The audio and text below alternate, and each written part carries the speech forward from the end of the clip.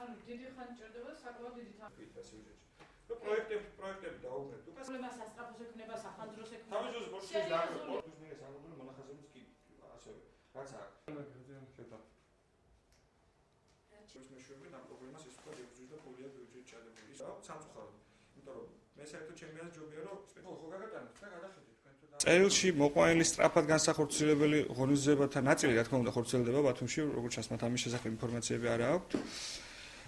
ნაწილი და ძირითადი ნაწილის განხორციელებას ჩვენ ძალიან მარტივი დათვლით დაახლოებით ჭირდება მილიარდამდე ლარი და რამოდენიმე წელი და რა თქმა უნდა ეს ვერ მოხდება სწრაფად.